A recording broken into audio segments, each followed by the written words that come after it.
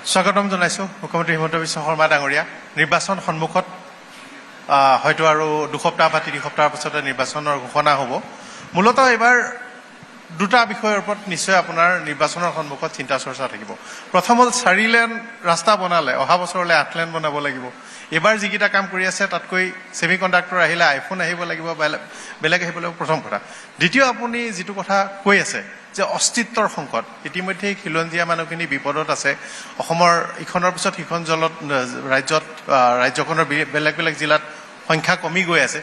এই দুটা প্ৰত্যাহ্বান আপুনি কেনেকৈ মোকাবিলা কৰিব আৰু নিৰ্বাচনৰ ৰাইজলৈ এই বিষয় দুটা কেনেকৈ আগবঢ়াই দিব? চাওক, ইয়াতে যেতিয়া এখন চৰকাৰ হয়, প্ৰথম 5 বছৰতকৈ দ্বিতীয় 5 বছৰত আপুনি আৰু ভাল পাৰফৰ্মেঞ্চ কৰিব লাগিব।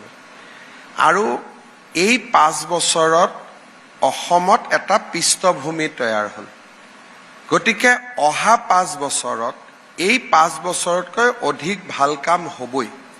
যেনেকৈ আপুনি ক'লে যে ছেমি কণ্ডাক্টৰ হ'ল, এতিয়া আইফোন আহিব লাগিব। ডেফিনেটলি আইফোন অসমত আহিব, কাৰণ উই হেভ ক্ৰিয়েটেড এ চিটুৱেশ্যন। মানুহে কৈছিল অসমত ছেমি কণ্ডাক্টৰ কেনেকৈ চলিব। যিদিনাখনে অসমৰ পৰা এটা চিপছ এক্সপৰ্ট হ'ব, সিদিনাখনে আৰু 2টা চিপছ বনোৱা ফেক্টৰী আহিব। গতিকে ডেভেলপমেণ্টত কাম আৰু হ'ব লাগিব।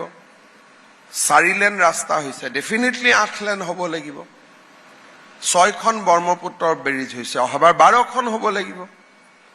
আৰু সেইটোতো মই চেলেঞ্জ বুলি নাভাবোঁ, সেইটোতো it is A normal course, এইটো হ'বই। এইবাৰ মানুহবিলাকে অলপ সন্দেহত আছিলে যে ঠিক আছে কোৰ্টে কেছ দি অলপ ইহঁতক দবাব পাৰিম নেকি। এইবাৰতো পুৰা আত্মসমৰ্পণ কৰা নাই।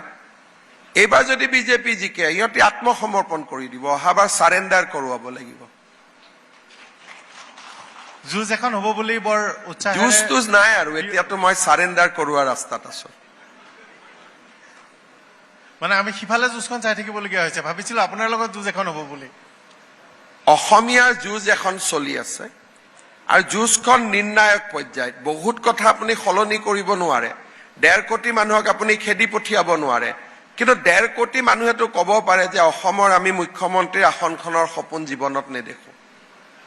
দেখা ৰাস্তাটোৱে বন্ধ কৰি দিয়ক। অসমীয়া মানুহৰ কাৰণে 27ত 33% ওমেন ৰিজাৰ্ভেশ্যন হ'ব, চিট বাঢ়িব। সেইটো ডিলিমিটেশ্যন 30 বছৰলৈকে থাকিব। 27ত এনেকুৱা এটা ডিলিমিটেশ্যন কৰি দিয়ক যাতে 30 বছৰৰ কাৰণে এটা তালাচাবি বন্ধ হৈ যায়। তাৰমানে নেক্সট 5 ইয়াৰ্ছৰ কাৰণে মোৰ মাইণ্ডটো ক্লিয়াৰ আছে, কি কৰিব লাগে মই জানো। কিন্তু এতিয়া যি এজেণ্ডা, ইলেকশ্যন এজেণ্ডাত আপোনালোকে ডেভেলপমেণ্ট পিচ কৰিছে, ইতিমধ্যে আপুনি সেই বিষয়টো লৈ গৈছে। তাৰ লগে লগে এই যে নেৰেটিভৰ যুঁজ এখন হৈছে, এই যুঁজখনত ক'ত কি হৈছে যুঁজ মইতো একো খবৰ পোৱা নাই। সংখ্যালঘু লোকৰ মাজত আপুনি দেখিছে যে গৌৰৱ গগৈ সংখ্যালঘু লোকে মোৰ নেৰেটিভ নাই, মইতো চিধা বকি দিওঁ। তাত নেৰেটিভ কি আছে? এইবিলাক শব্দ মই বুজিও নাপাওঁ। চিধা কথা, ভাই তোমালোকৰ লগত আমি নাই, আমি যুঁজ দিম। অসমত অসমীয়া আৰু ভাৰতীয় চলি থাকিব লাগিব, বাংলাদেশী থাৰ্ড। ইয়াত আৰু নেৰেটিভ কি আছে? চিধা কথা। এইবিলাক মই বুজিও নাপাওঁ, কি নেৰেটিভ এইবিলাক মোৰ মূৰত নোসোমায়। প্ৰত্যাহ্বান হৈছে এতিয়া প্ৰধান বিৰোধী দলটোৰ কাৰণে যে ভূপেন বৰাই আজি যোগদান কৰিছে, লগত বহু সতীৰ্থ লৈ। এই খবৰো ওলাই আছে যে অহা 8-10 দিনৰ ভিতৰত বহু নেতা বিধায়ক ইত্যাদি আহি আছে। চাওক, কংগ্ৰেছৰ টিকট যিদিনাখন ডিক্লেয়াৰ হ'ব, মহাভাৰত এখন হ'ব। কিছুমান আপোনাৰ তাত আহিব, আপুনি ল'ব, কিছুমানক ল'ব নোৱাৰিব। কিন্তু টিকট ডিক্লেয়াৰ কৰা দিনাখন বিজেপিত হ'ব সৰু সুৰা, কিন্তু কংগ্ৰেছত ডাঙৰ মহাভাৰত হ'ব। কাৰণ 3টা এজেঞ্চিয়ে টকা তুলি আছে বেলেগে বেলেগে। কাৰ পইচা ক'ত গৈ পাইছে নাই পোৱা কোনেও নাজানে। সেইকাৰণে তাত আগতকৈ এইবাৰ অভাৱনীয়ভাৱে গণ্ডগোল হ'ব 22-23টা চিটত। বাকী চিটততো বহুত কেণ্ডিডেটো নাই তেওঁলোকৰ। আবেদনো সৰহকৈ আহিছে, 700 আবেদন আহিছে, 700 মানুহৰ পৰা পইচা অফিচিয়েলি লৈ থৈছে। তাৰেতো 700 কেণ্ডিডেট এপ্লিকেশ্যন আহিছে, 580 গৰাকী সংখ্যালঘু বুলি মই নকওঁ, আমাৰ ভাই ককাইবিলাক আৰু 580 জন, এইটো হ'ল তেওঁলোকৰ ব্যৱস্থা। অসমীয়া মুছলমান মানুহৰ এপ্লিকেশ্যন 4খন 5খন, বাকী 580খনেই বংগীয় মূলৰ মুছলিম মানুহৰ এপ্লিকেশ্যন। আপোনালোকে নুসুধে নহয় 700 বুলি কওঁতে ধাম ধুম ফ্লেছ কৰি দিলে, বা 700 কেণ্ডিডেট আহিছে। অসমত সদায় নেক্সট প্ৰশ্নটো সুধিব লাগে যে ভাগটোতো কৰি দিয়ক, কি কেণ্ডিডেট আছে। আমাৰ জাৰ্নেলিষ্টবিলাকেও নুসুধে নহয় পুৰা কথা, সংখ্যা কিমান ভাগ হৈ আছে, মানে নেক্সট কুৱেশ্যনটো ইমিডিয়েট সুধিব লাগে, তেতিয়া মানুহে পুৰা পিকচাৰটো পায়। সাংবাদিকৰ কাম কি? মানুহক পুৰা কথা কোৱা। 700 কেণ্ডিডেট আহিলে সেইটোতো যথেষ্ট নহয়। জনিয়াত কেইখন, মাৰ্ঘেৰিটাত কেইখন, বাগবৰত কেইখন, পূব গুৱাহাটীত কেইখন, তেতিয়াহে পুৰা পিকচাৰটো ওলায়। আৰু আহিব কংগ্ৰেছৰ পৰা যোগাযোগ চলি আছে বুলি খবৰ আহি আছে। চাওক, কংগ্ৰেছৰ পৰা ইলেকশ্যনৰ আগত মানুহ অহা যোৱা কৰি থাকিব, হয়তো আমাৰো মানুহ কোনোবা যাব মই নকওঁ, কিন্তু 2027ৰ পিছত দেৱব্ৰত শইকীয়া আহিব, 2029ৰ আগে পিছে প্ৰদ্যুৎ বৰদলৈ আহিব। দুয়োজনে আপুনি এই বক্তব্য দিয়াৰ পাছত প্ৰতিক্ৰিয়া দিছে যে আমি নাহো। ভূপেন বৰাইতো প্ৰতিক্ৰিয়া দিছিলে নাহো বুলি। শপতো খাইছিল। মোৰ লগত চবৰে ভাল, দিনকাল মই ঠিক কৰি থৈ দিছো পঞ্জিকা চাই। একদম 100% আহিবই, মই ইয়াতে কৈ থৈ গলো। ভূপেন বৰাইও এটা কথা কৈছে যে খিলঞ্জীয়া মানুহ আৰু নিৰ্বাচনৰ ফলাফল ঘোষণাৰ পিছত কংগ্ৰেছত নাথাকিবগে। ভূপেন বৰাই কি কৈছে তেওঁৰ অভিজ্ঞতাৰ পৰা তেওঁ ক'ব, মই শুনাও নাই যিহেতু মই ৰিয়েকশ্যন নকৰো। কিন্তু 2027ৰ ইলেকশ্যনৰ পিছত দেৱব্ৰত শইকীয়া আহিব।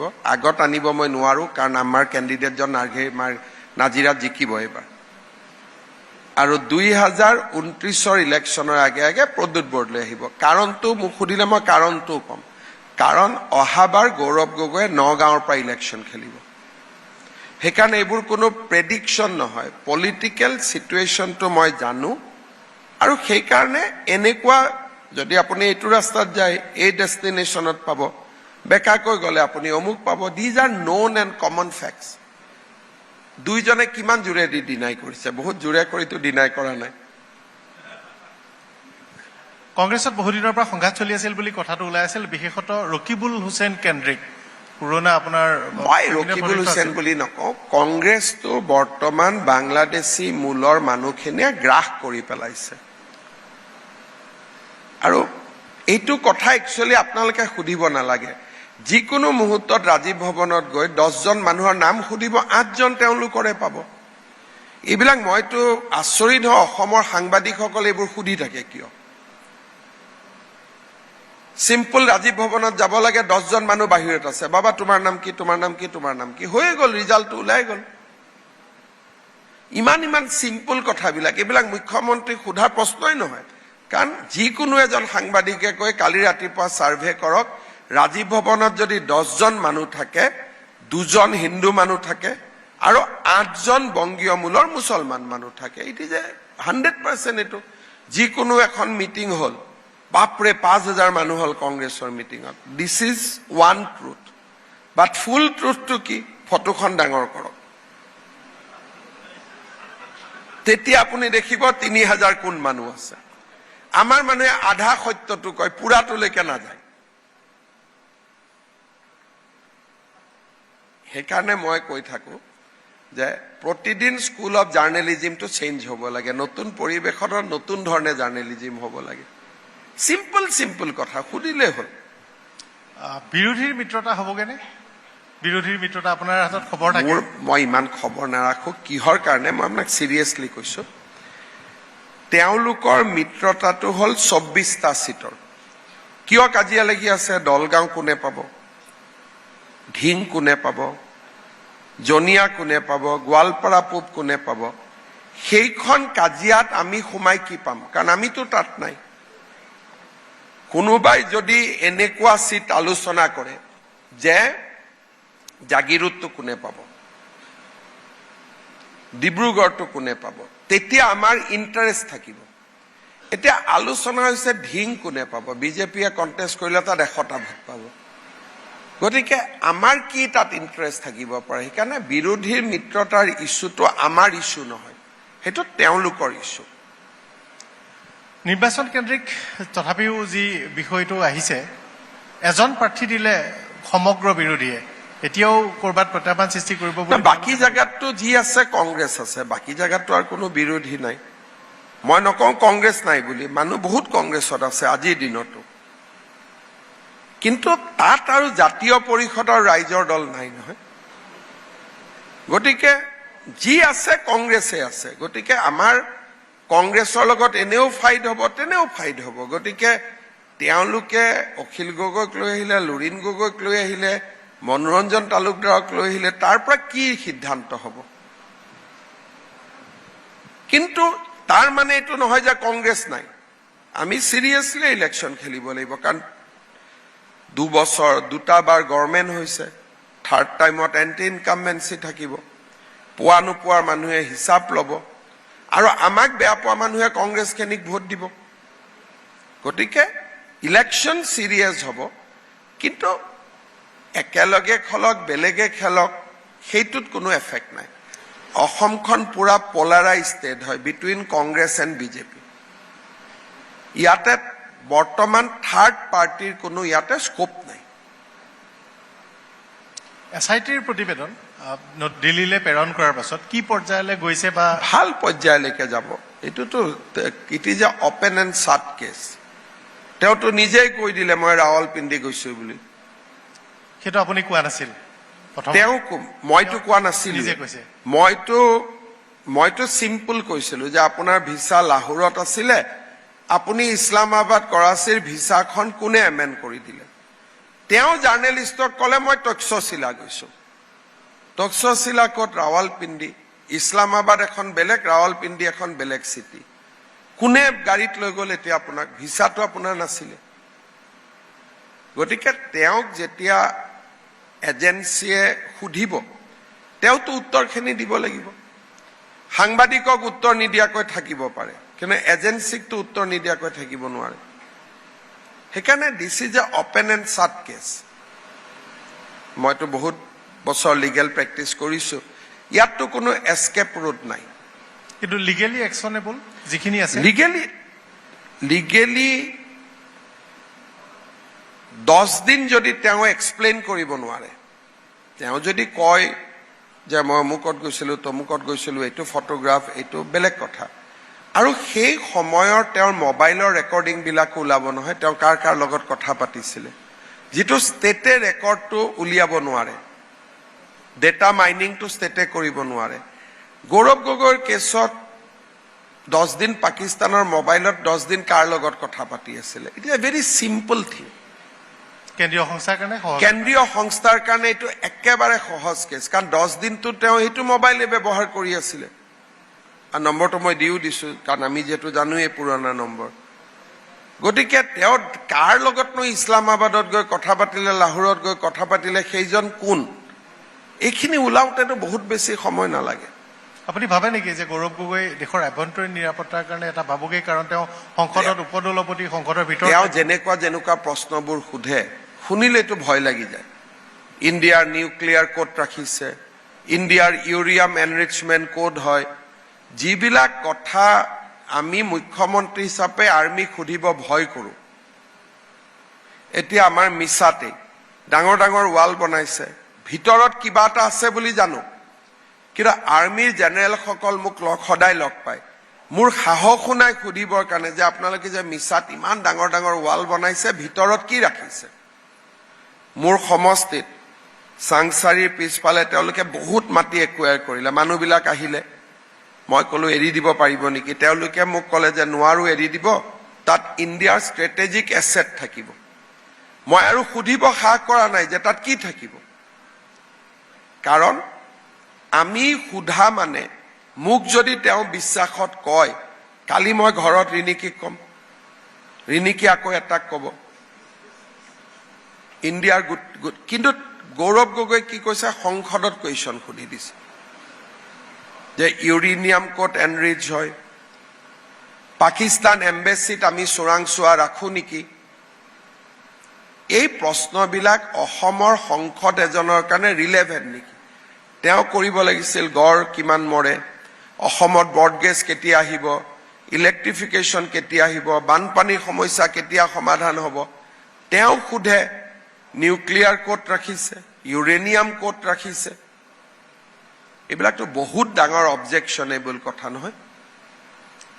প্ৰধানমন্ত্ৰী ডাঙৰীয়া আকৌ অসমলৈ আহি আছে 13 আৰু 14 তাৰিখ সম্ভৱতঃ দুদিনীয়াকৈ আহিব আৰু কেইবাটাও গুৰুত্বপূৰ্ণ প্ৰজেক্টৰ কাম আৰম্ভ কৰাৰ লগতে ঘোষণাও হ'ব কি জানি, বিশেষকৈ চাহ শ্ৰমিক সম্পৰ্কীয় পট্টা দিয়াৰ পাছত মজুৰি ইত্যাদি।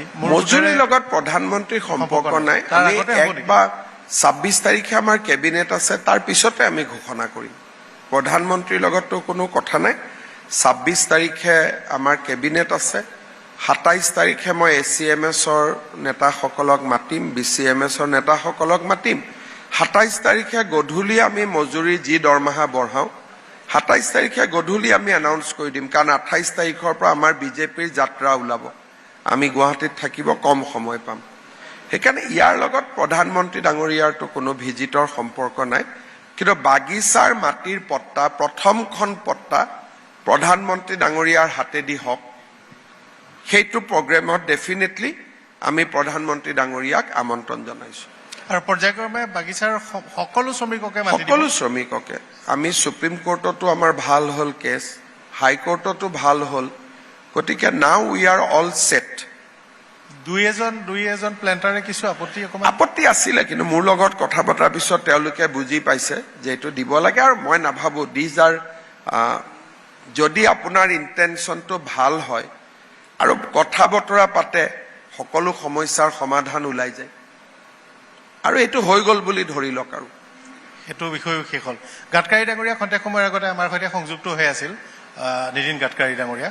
পথৰ আপোনাৰ কেইবাটাও ডাঙৰ প্ৰজেক্টৰ কথা কৈছে, ইতিমধ্যে কেইবাটাও আপুনি উল্লেখো কৰিছিল। আৰু এই কথাটো কৈছে যে গভৰ্ণমেণ্টে লেণ্ড একুইজিশ্যনকে ধৰি বাকীখিনি কথা প্ৰায়ৰিটাইজ কৰাৰ বাবে আৰু আহিব আৰু অনাগত কাৰ্যকালৰ বাবে অধিক ফাণ্ড দিয়াৰ কথা এটা তেওঁ আজি ঘোষণাই কৰিছে। কৈছে যে মই অসমলৈ কেইদিনমানতে আহি আছোঁ, যি পাৰোঁ অসমৰ কাৰণে ফিউচাৰিষ্টিক প্ৰজেক্ট।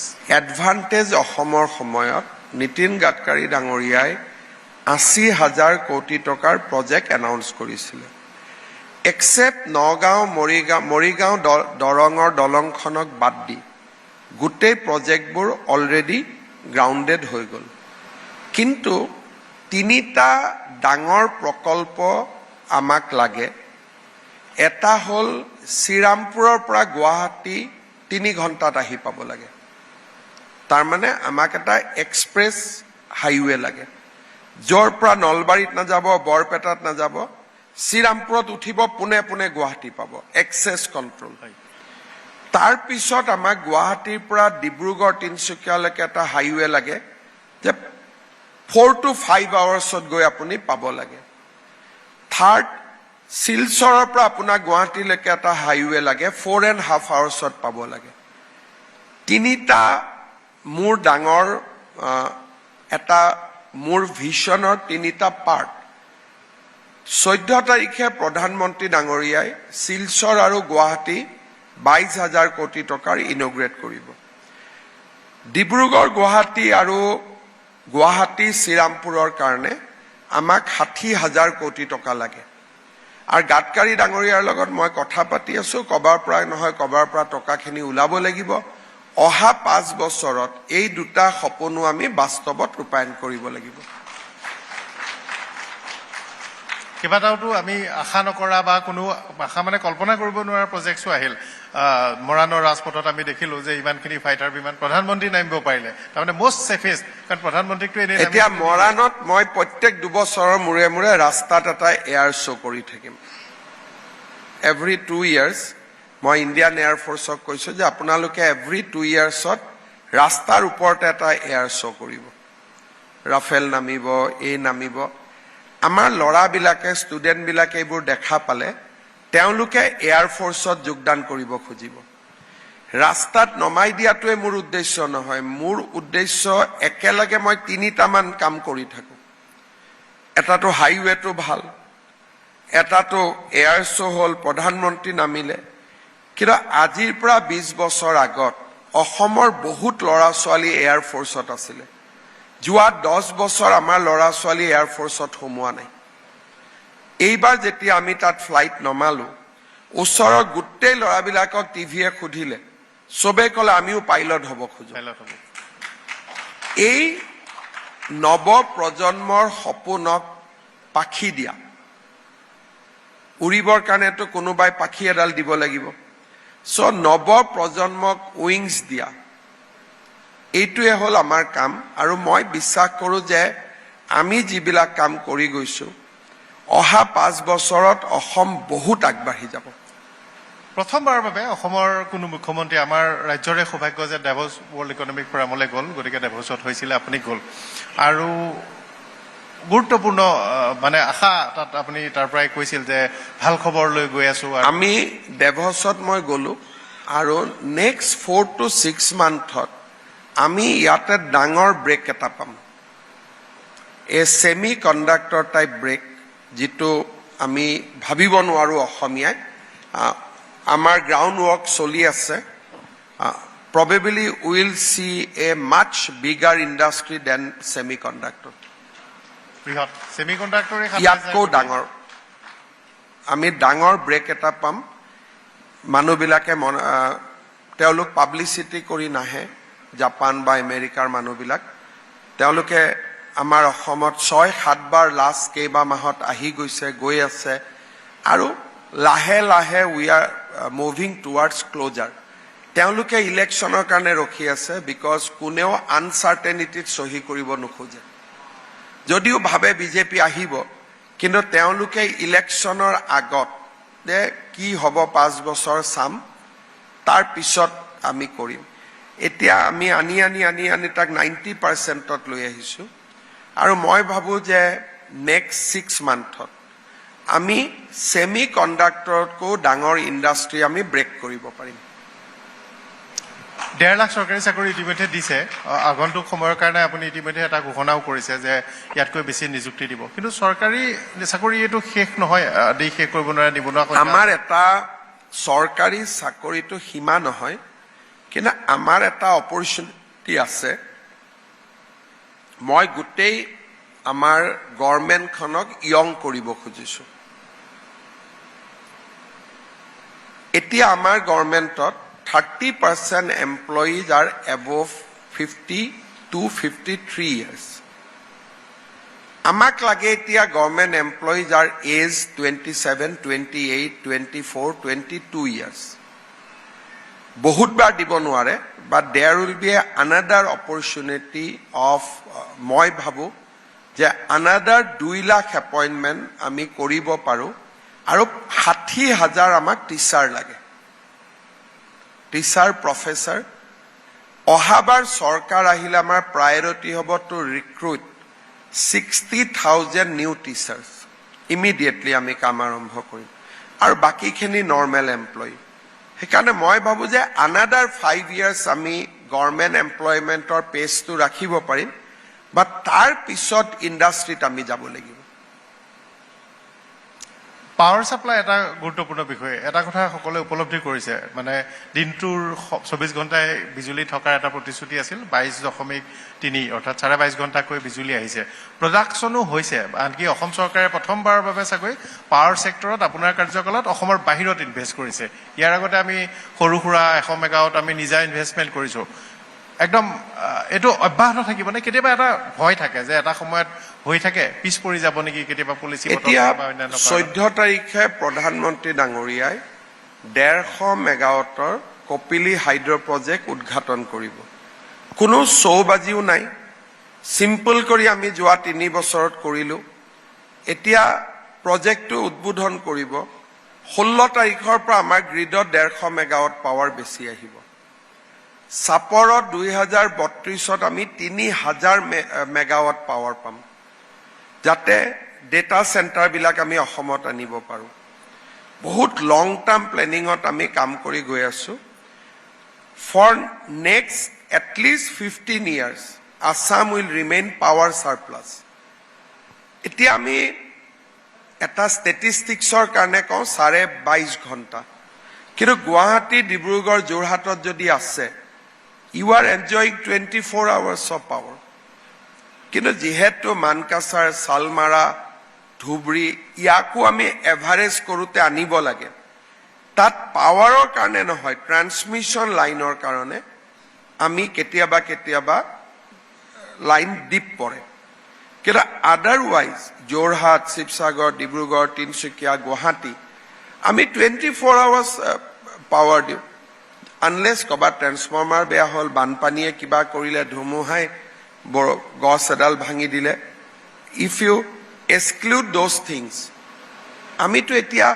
অলমষ্ট 24 আৱাৰ্ছ দিওঁ আৰু সেইটো চলি থাকিব সন্মুখলৈ নিৰ্বাচনৰ প্ৰাক মুহূৰ্তত এটা কথা স্পষ্ট হৈ পৰিল যে আপোনালোকে অনাগত সময়লৈ নিযুক্তি ব্যক্তিগত খণ্ডৰো এটা উদ্দেশ্য লৈ গৈছে আৰু বৃহৎ বিনিয়োগ আহিব জাগিৰোডতেই হওক বা অন্যান্য স্থানলৈ হওক বিনিয়োগ আহিব কিবা এটা হিচাপ বা এষ্টিমেশ্যন আছেনে যে কিমানমান টাৰ্গেট আছে মই নিবনুৱাক দুই ভাগত বিভক্ত কৰোঁ যে আমাৰ নিবনুৱা কিমান আছে তেওঁলোকৰ নিবনুৱা কিমান আছে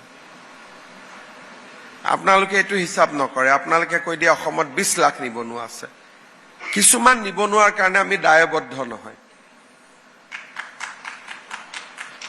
আমাৰ নিবনুৱা কিমান আছে আৰু আমাৰ নিবনুৱাখিনিয়ে কৰ্মসংস্থাপন পাব পৰা ৰোড মেপ এটা আমি বনাইছো বিদেশী ৰাষ্ট্ৰলৈও অসমীয়া মানুহৰ প্ৰয়োজন আছে ফৰেন লেংগুৱেজ আৰম্ভ কৰিছো আমি উদ্যোগক আনিছো চৰকাৰী চাকৰি লগত আত্মনিৰ্ভৰশীলতাৰ বাবে আমি সহজ ধন মানে এইটো মানে ইজি মানি নহয় সহজভাৱে উপলব্ধ হোৱা পুঁজি যিটো আমি চাৰিওফালৰ পৰা এতিয়া আমি আৰম্ভ কৰিছো মই ভাবো যে আমাৰ মানুহখিনি ল'ৰা ছোৱালী নিবনুৱা হৈ থাকিব নালাগে 2-3 বছৰ মানৰ এতিয়া কোনোবাই যদি 12-12টা ল'ৰা প্ৰডাকশ্যন কৰে তাৰ দায়িত্ব আপুনি কেনেকৈ ল'ব সেইটোতো আপুনি নোৱাৰে সেইকাৰণে এইবাৰ মই নিবনুৱা লিষ্টখনো ভাঙি পেলাই দিম আমাৰ কিমান তেওঁলোকৰ কিমান তেতিয়া ক্লিয়াৰ হৈ যায় জনসংখ্যা নিয়ন্ত্ৰণ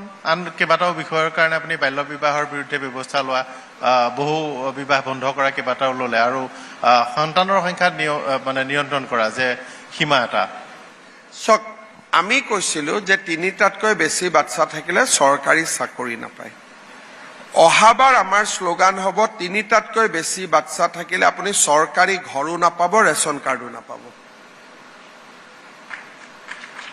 আমি নেক্সট লেভেলত যাব খুজিছো কাৰণ পপুলেশ্যন ষ্টেবিলাইজ নকৰিলে আমাৰ ৰাজ্যখন নিয়ন্ত্ৰিত হৈ নাথাকে বাল্য বিবাহ বন্ধ হোৱাৰ কাৰণে পপুলেশ্যন বহুত কমিব আৰু কোৱালিটি অফ লাইফ বাঢ়িব আজি বহুতে ইনডাইৰেক্টলি বহুতে মোক কয় যে আপুনি যিখিনি কৰি আছে তো তেওঁলোকৰ ভালৰ কাৰণে কৰি আছে কোনেও কৰিব পৰা নাছিলে মই যে বহু বিবাহ বন্ধ কৰিছো দেখাত লাগে যে কাবাক প্ৰতিশোধ লৈছো নেকি কিন্তু আপোনালোকে চিন্তা কৰক প্ৰথমজনী ঘৈণীয়েকে মোক কিমান দুৱা দি আছে বাল্য বিবাহ বন্ধ কৰিছো লগত নিযুত মইনা দিছো সংখ্যালঘু অঞ্চলৰ ছোৱালীবিলাকে মোক দেখিলে মামা বুলি পাগল হৈ যায় কাৰণ তেওঁলোকৰ কাৰণে যে কোনোবা ইমান কাম কৰিব তেওঁলোকে কেতিয়াও ভাবা নাছিল সেইকাৰণে আমি যিখিনি কাম কৰি আছো দিজ আৰ ৰিয়েল ৱৰ্ক যিবিলাক অসমত যদি 15 বছৰ আগতে কৰিলেহেঁতেন আমাৰ ৰাজ্যখন এইটো পজিশ্যনলৈকে কেতিয়াও নাহিলেহেঁতেন আপুনি যোৱা 5 বছৰত কৰা কামৰ তালিকাত কেতিয়াবা দুটা কথা ওলায় যে গুৱাহাটীতে ফ্লাইঅভাৰ বনোৱাৰ ক্ষেত্ৰত কিছুমানে কয় ইফালে বনাইছে সিফালে বনাইছে দ্বিতীয় এটা হ'ল প্ৰশাসনিক সংস্কাৰ মই যিমান দূৰ জানো আপোনাৰ কামৰ ভিতৰত সেইটো চৰ্চা নহয় কিন্তু আপুনি এটা বিখ্যাত সংস্থাৰ হতুৱাই জৰীপ কৰোৱাই সম্পূৰ্ণ প্ৰশাসনিক ব্যৱস্থা বা গুৱাহাটী মহানগৰীৰ এটা ৰূপৰেখা সাজু কৰি ৰাখিছে আৰু আপুনি সেই দিশলৈ গৈ আছে যে এটা নিৰ্দিষ্ট টাৰ্গেট আছে নহয় গুৱাহাটীৰ টাৰ্গেটটো আমি পুৰা কৰি দিলো এতিয়া গুৱাহাটীত আৰু উৰণীয়া সেইটো নালাগে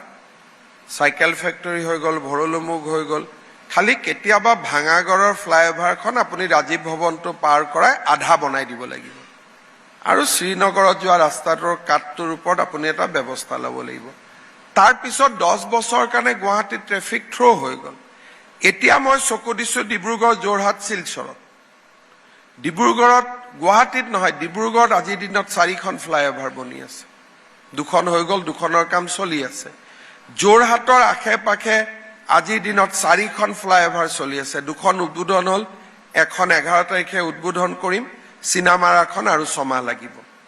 শিলচৰত চানমাৰী ফ্লাইঅভাৰতকৈ ডাঙৰ ফ্লাইঅভাৰ আধাৰশিলা প্ৰধানমন্ত্ৰী ডাঙৰীয়াই 14 তাৰিখে কৰিব। It is not a Guwahati centric development. মই গুৱাহাটীৰ লগে লগে অসমৰ বাকী টাউনখিনিও আগুৱাই লৈ গৈ আছো, আৰু বনোৱাৰ স্বাৰ্থত বনোৱা নহয়। যিমানখিনিলৈকে কৰিব লাগে সিমানখিনি কৰি, নহ'লে আপুনি মেট্ৰ' আনিব লাগিলহেঁতেন, আৰু মেট্ৰ' আনিলে গুৱাহাটীৰ সৰু সৰু দোকান আপুনি গোটেই ভাঙি দিব লাগিলহেঁতেন। গতিকে মই এইটো চেষ্টা কৰিছিলো যে মানুহৰ অৰ্থনীতিৰ ওপৰত যাতে আঘাত নপৰে। 2 বছৰ কষ্ট হ'ল, কিন্তু আজি জুৰুডৰ ফ্লাইঅভাৰৰ তলত থকা গোটেই দোকানীসকলৰ আজি কোনো অসুবিধা নাই, ব্যৱসায়ীসকলৰ। কিন্তু যদি মেট্ৰ' আনিলোহেঁতেন, চানমাৰীৰ পৰা গণেশগুৰিৰ পৰা চানমাৰী কিমান ডিষ্টেঞ্চ, 2টা মেট্ৰ' ৰেল ষ্টেচন বনাব যাওঁতে কিমান ঘৰ ভাঙি গ'লহেঁতেন। এতিয়া মেট্ৰ' আহিব, যেতিয়া ৰিং ৰোড হ'ব, নাৰেংগী, কুৰুৱা গোটেইখন মেট্ৰ' দি আমি ঘেৰিম, যাতে নলবাৰী, ৰঙিয়া, পলাশবাৰী এইবোৰ গুৱাহাটীৰ পাৰ্ট হৈ যায়। চ' আমাৰ ডাঙৰ ভিছন আছে, কিন্তু মোৰ ভিছনৰ প্ৰাইমেৰী উদ্দেশ্যটো হ'ল যাতে সৰু মানুহৰ জীৱিকাৰ ক্ষতি নহয়, কাৰণ তাক আমি কম্পেনচেট কৰিব নোৱাৰো। সেইকাৰণে কোনোবাই ফ্লাইঅভাৰ বনাব লাগে, তাৰ কাৰণে আমি ক'তো বনোৱা নাই, যিখিনি প্ৰয়োজন সেইখিনি বনাইছো। অসমৰ থলুৱা মানুহখিনিৰ সংখ্যা কমি গৈ আছে, কেতিয়াবা ৰবগেনে যে ইমানখিনিৰ পিছত বিয়া কৰাবলৈ 30-32 বছৰ ৰখিব নালাগে না আমাৰ মানুহখিনি। আমাৰ মানুহখিনি ৰখি থাকে 30-32লৈকে, বিয়া নকৰে, আকৌ বিয়া কৰালে এটা বাচ্চাৰ ওপৰত 2টা দিব ভয় কৰে। ঘৰততো 2টা বাচ্চা লাগে না।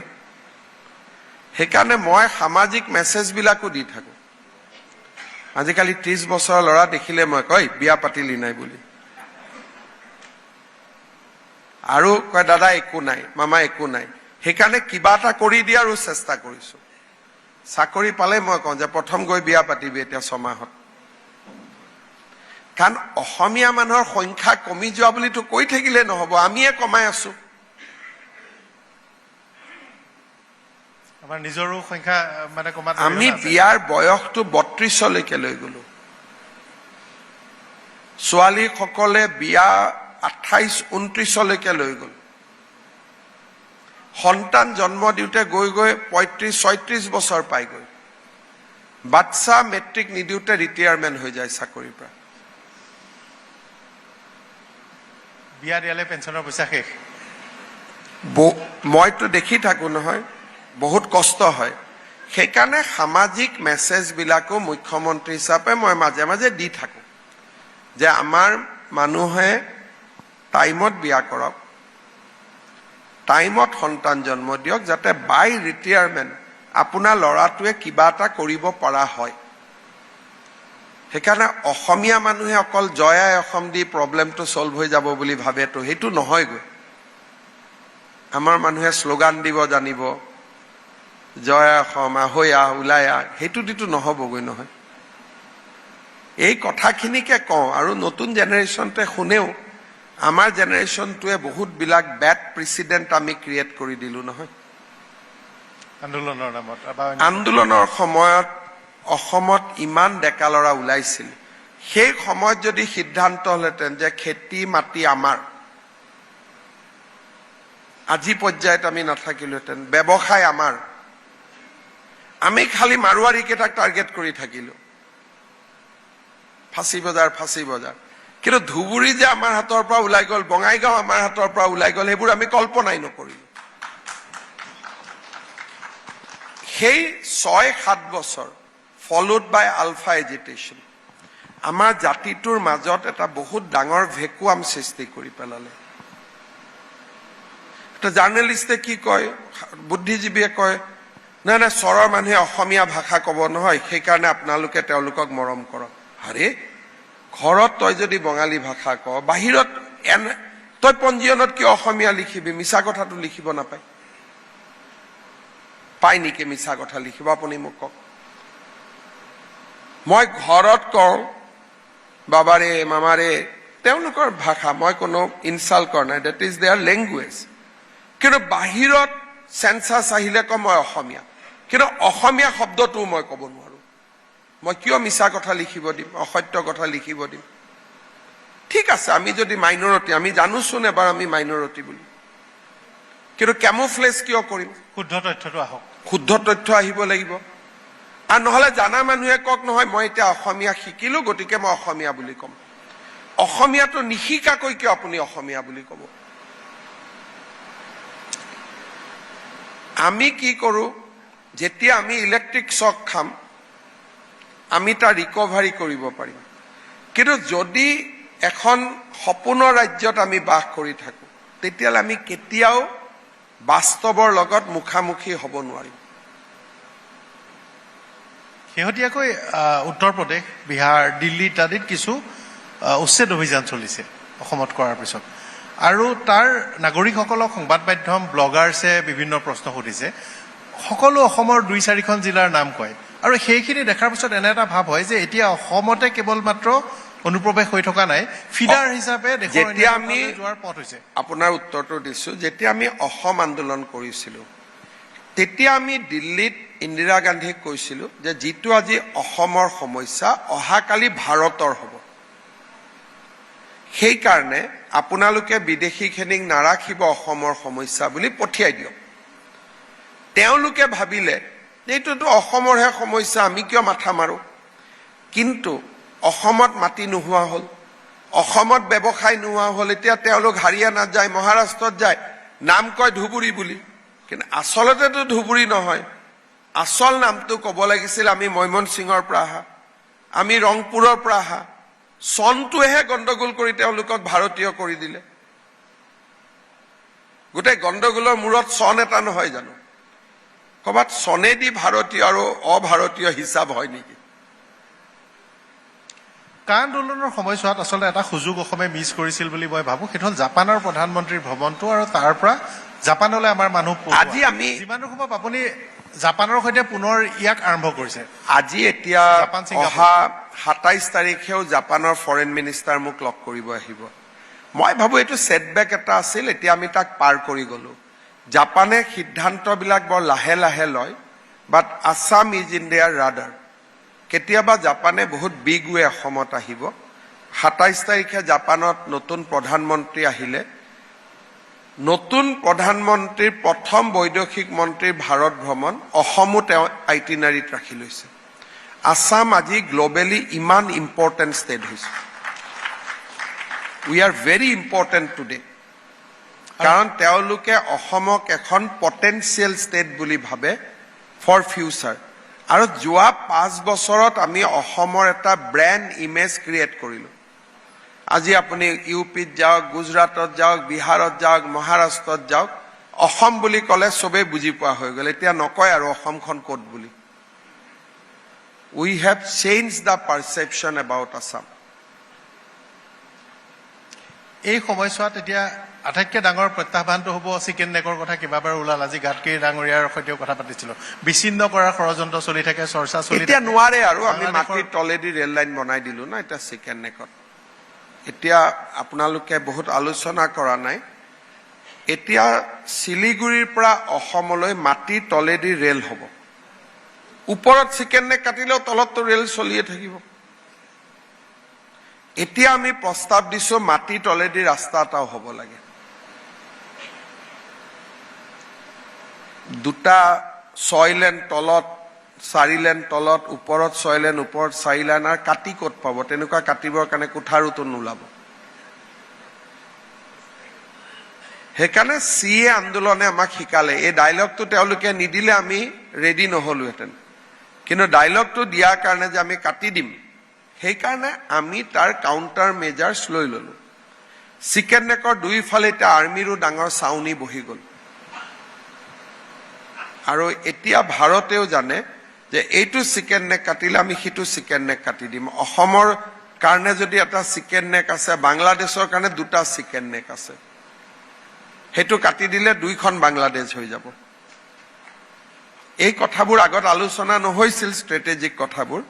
CA আন্দোলনৰ কাৰণে এই কথাবোৰ আলোচনা হ'ল, আৰু ভাৰতীয় মানুহে সলিউশনো আনিব জানে সেইকাৰণে সলিউশনবোৰো এতিয়া অহাৰ আৰম্ভ হৈছে নিৰ্বাচনৰ সময়ত আপোনাৰ ব্যস্ততা বাঢ়ে কিন্তু তাৰ মাজতো সামাজিক মাধ্যমত আপুনি গণমাধ্যমত উত্তৰ দিয়ে হোৱাটছআপত সক্ৰিয় হৈ থাকে ডাভোছত আপুনি এটা কথা আপুনি কৈছিল যে সকলো প্ৰায় দৰকাৰী গুড মৰ্ণিং গুড নাইট বাদ দি মেছেজ চাই আৰু ৰিপ্লাইও কৰে সম্ভৱ হয়নে ইমান ব্যস্ততাৰ মাজত মই এভাৰেজ দিনটোত 2000 মান মানুহৰ মেছেজ চাওঁ আৰু ৰিপ্লাই সবকে দিব যত্ন কৰোঁ কাবাক ৰিপ্লাই নিদিলেও প্ৰব্লেম এটা কৈছে অফিচাৰটোক ফৰৱাৰ্ড কৰি দিলোঁ তেওঁ কথা পাতি ল'লে গতিকে মোৰ মোবাইলটো দি মই এটা ইনষ্টেণ্টলি মানুহক হেল্প কৰা যত্ন কৰি থাকোঁ কিন্তু হিউমেনলি এটাতো লিমিটেশ্যন মানুহৰ থাকিবই বাট উইদিন দ্য লিমিটেশ্যন যিমানখিনি যোৱা 5 বছৰত আমি কৰিব পাৰিছোঁ আমি চেষ্টা কৰিছিলোঁ কিন্তু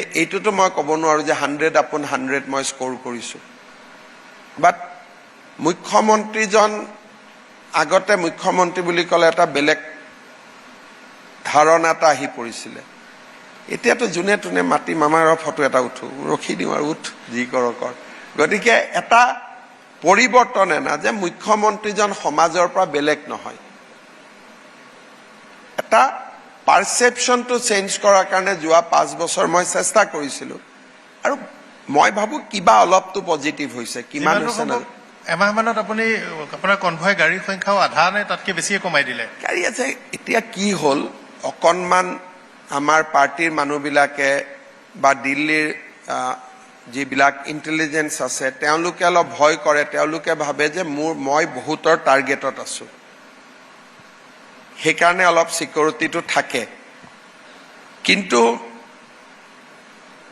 ভাৰত বা অসমত এনেকুৱা এটা পৰিৱেশ আহিব লাগে য'ত মন্ত্ৰী মুখ্যমন্ত্ৰীৰ সিকিউৰিটি লোৱাৰ প্ৰয়োজন নাথাকে সেই আইডিয়েল পজিশ্যনটোত আহিবৰ কাৰণে অলপ সময় লাগিব কিন্তু সিকিউৰিটিখিনিক যদি আপুনি ট্ৰেইন কৰি ৰাখে যদি ড্ৰাইভাৰজনকো কয় যে ৰেল লাইট দেখিলে আপুনিও গাড়ীখন ৰখাই দিব পুলিচে যদি লাঠি তাঠি নামাৰে মানুহ আগবাঢ়ি যাওঁতে চ' situation can be better ideal নহলেও so last at least 5 বছৰত মই যিমানখিনি পাৰোঁ উইদিন দা সিস্টেম ইম্প্ৰুভ কৰাৰ চেষ্টা কৰিছিলোঁ কিবা অলপ হৈছে কিন্তু এবছলিউট হৈছে নে নাই সেইটোতো মই নকওঁ বিত্তীয় যিটো সচলতা এইবাৰ বাজেট মানে ইণ্টাৰিম বাজেট অন্তৰ্বৰ্তীকালীন বাজেট দিলে আপুনি কৈছে যে 27 চন মানৰ পৰাই অসমে নিজৰ আয়ৰ পইচাৰে দৰমহাও দিব এই বছৰৰ পৰা এপ্ৰিলৰ পৰা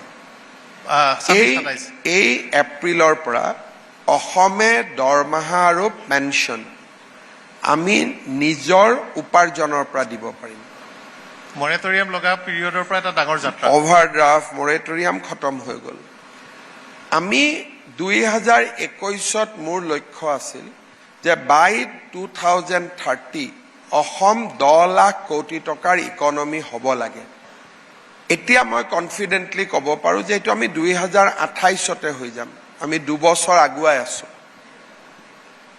আমাৰ টাৰ্গেট ডেটতকৈ গতিকে জেনেৰেলি ইকনমিও ভাল ৰিজাৰ্ভ বেংকেও আমাক ৰিকগনাইজ কৰিছে যে we are fastest growing economy মই ভাবোঁ যদি আমি নিজে নতুন সমস্যা সৃষ্টি কৰি নকৰোঁ তেতিয়াহ'লে this will be a upward journey for Assam শিখৰলৈ যাত্ৰা কিন্তু যদি আকৌ আমি ভুল কৰোঁ তেতিয়াহ'লেতো উপায় নাই শেষ প্ৰশ্ন অহা 5 বছৰৰ কাৰণে আপোনাৰ ডাঙৰ সপোনেই কওঁ বা লক্ষ্য কওঁ অসমৰ কাৰণে আটাইতকৈ ডাঙৰ সপোন বা লক্ষ্যটো কি ডাঙৰ সপোন বা লক্ষ্য নহয় মই এটাই কৈছোঁ যে আমি আজি যিটো পজিশ্যনত আছোঁ নেক্সট 5 ইয়াৰ্ছত আমি অসমত এনেকুৱা এখন ষ্টেট হ'ব পাৰোঁ যোনে ফ্লাড প্ৰব্লেমো আমি ৰিডিউচ কৰিব পাৰোঁ আনএমপ্লয়মেণ্ট আমি যুঁজিব পাৰোঁ এটা নতুন ডেভেলপমেণ্ট আনিব পাৰোঁ মডাৰ্ণ এজৰ ইণ্ডাষ্ট্ৰী আনিব পাৰোঁ টি গাৰ্ডেনৰ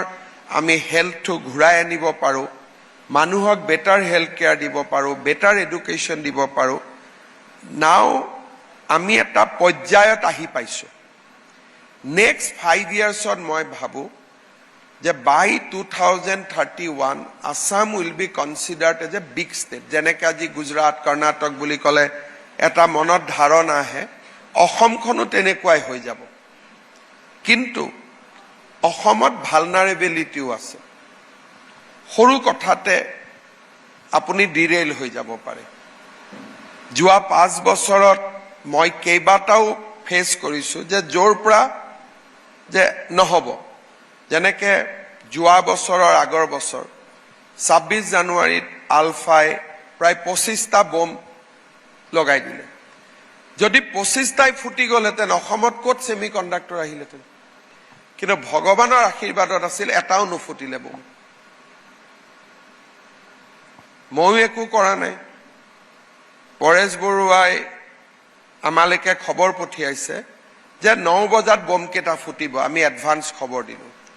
জাৰ্নেলিষ্টকো ফোন কৰি ক'লে যে 9টাত বম কেইটা ফুটিব, নুফুটিলে। তেওঁ আচৰিত, আমিও আচৰিত। পিছত গম পোৱা গ'ল যিখিনি বম বনাইছিল, বম বনোৱা ল'ৰাটোৱে এডাল তাঁৰ জইন কৰিব পাহৰি থাকিলে। এইটো ভগৱানৰ আশীৰ্বাদ। কিন্তু যদি 25টা বম ফুটি গ'লহেঁতেন, তাৰ পিছৰ অসমখন বেলেগ হ'লহেঁতেন। সেইকাৰণে আমাৰ ইয়াত চেলেঞ্জ আছে, প্ৰত্যাহ্বান আছে, আৰু অসমত সৰু কথাতে বহুত বেছি গণ্ডগোল হৈ যোৱাৰো উপক্ৰম হৈ থাকে। কেইদিনমান আগতে কাৰ্বি আলঙত ইনভেষ্টমেণ্টৰ ক্ষেত্ৰত কাৰ্বি আলংখন এখন ফ'কাছ ডিষ্ট্ৰিক্ট। তাতে যিটো গণ্ডগোল হ'ব আৰম্ভ হৈছিল, তাৰপিছত মই ডেভোছত থাকোঁতে কোকৰাঝাৰত। গতিকে এনেকুৱা নহয় যে 5 বছৰত আমি চব ভালেই দেখিছোঁ। বহুত চিন্তা উৎকণ্ঠা, কিন্তু ৰাইজৰ আশীৰ্বাদ, ভগৱানৰ আশীৰ্বাদ, সকলোৰে সহযোগিতাত আমি এইবোৰ somehow we have overcome. At least মই আপোনাক কাউণ্ট কৰাব পাৰোঁ 8 or 9 অকেজনত আমি তলত পৰি যাবলগীয়া আছিলে, কিন্তু নপৰিলোঁ। The finest example is that planting bomb.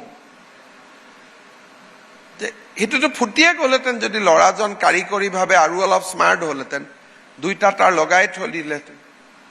আৰু তেওঁ যদি ভাবি যে নহয় অসমখন ইমান ভাল হৈছে, মই অসমত বম ফুটিব নিদিওঁ, it may be out of good intention also.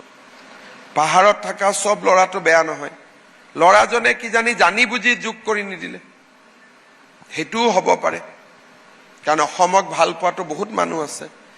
চ' চামহাও আমি বহুত কেইটা ঘটনা পাৰ কৰিছোঁ উইদাউট মাছ ডেমেজ। সম্ভাৱনা আছিল কিন্তু। গতিকে অসমত কাম কৰিবলৈ যাওঁতে ৰিস্ক আছে, বেছিয়ে ৰিস্ক আছে, কিন্তু 5 বছৰ ভাল কৰি পাৰ হ'ল। মই ভাবোঁ অহা 5 বছৰ আৰু ভাল হ'ব। একো নহ'লে পেপাৰবিলাকে লগাই দিয়ে, 6টা জনগোষ্ঠীক ট্ৰাইবেল দিয়া নাই বুলি পেপাৰখিনিয়ে জুই লগাই দিয়ে। টক শ্ব'বিলাক এটা আমাৰ কাৰণে বহুত ডাঙৰ সমস্যা। ইছ্যু নাথাকিলে ইছ্যু বনাই পেলায়, মানুহক সুধি থাকে এইটো আপুনি কি কৈ কমেণ্ট দিব। এইটো নুসুধে গৈ ছেমি কণ্ডাক্টৰ হৈছে ভাল পাইছেনে, গৈ সোধে আপুনি ট্ৰাইবেল হোৱা নাই, আপুনি কি ক'ব বুলি ধৰি লয়। গতিকে অসমখনক ভাল কৰিবৰ কাৰণে বহুত জেগাত চেঞ্জ হ'ব লাগিব। মানুহে এইটো নকয় যে 6 জনগোষ্ঠীৰ আন্দোলন হ'ল, প্ৰথমবাৰৰ বাবে চৰকাৰে এটা সমাধান আনিলে, অহা 5 বছৰত তাৰ সমাধান হ'ব, সেইটো নকয়। ট্ৰাইবেলটো নিদিলে আপোনাক, এইকেইটাও এটা সমস্যা। নিৰ্বাচন যিমান দিনৰ পৰা কাভাৰ কৰিছোঁ, আপুনি জিৰণি নলয়। মই 2011 চনত আপুনি ড্ৰিপ লৈ, চেলাইন লৈ হেলিকপ্টাৰত ঘূৰি ফুৰা, তাৰপিছত ভাষণ দিওঁতে ধৰিব নোৱাৰে, বিশ্বাসো নকৰে যে আপুনি হেলিকপ্টাৰত চেলাইন লৈ আছে, প্ৰচণ্ড বিষ সেই সময়ছোৱাত। কিন্তু জিৰণি লোৱাৰ অলপ প্ৰয়োজন, নিদ্ৰা জিৰণি বঢ়োৱাৰ নাভাবেনে? যোৱা কেইদিনমানত ট্ৰেক কৰি আছোঁ মই আপোনাক। এই যেতিয়া জিৰণি ল'ম আৰু একেবাৰে ৰিটায়াৰমেণ্ট লৈ ল'ম আৰু এনে আৰু কামত থাকোঁতে জিৰণি ল'লে 10 জনৰ গালিহে খাব লাগিব। CMক বিচাৰিছিলোঁ, নাপালোঁ, অমুক নগ'লে। গতিকে যিদিনাখন আৰু ৰেষ্ট ল'ম বুলি ভাবিম, একদম ৰিটায়াৰমেণ্ট লৈ ক'ৰবাত ৰেষ্টে ল'ব লাগিব। ঠিক আছে এতিয়া, কিন্তু কামত থাকিলে ৰেষ্টৰ চিন্তাটো মূৰত আনিব নালাগে। দীঘলীয়া হওক সেই সময়টো। এতিয়া আপোনাৰ পৰা গৈ মোৰ আৰু 3খন মিটিং লাইন আপ কৰা আছে। গতিকে এতিয়া মই ইয়াত নাহোঁ বুলি ভাবিছিলোঁ, কিন্তু আকৌ মনত লাগিল নাহিলে বেয়া পাব, আকৌ আহিলোঁ, তেনেকৈ চলি থাকে, ইটো নহয় সিটো। দীঘলীয়া হওক আপোনাৰ ৰিটায়াৰমেণ্টৰ সময় যিমান হয় ধন্যবাদ জনালোঁ নিৰ্বাচনী পথাৰত পুনৰ লগ পাম আৰু শুভেচ্ছা জনালোঁ নিৰ্বাচনৰ ধন্যবাদ। বাবে। ধন্যবাদ জ্ঞাপন কৰিছে আৰু অকণমান মঞ্চতে থাকিবলৈ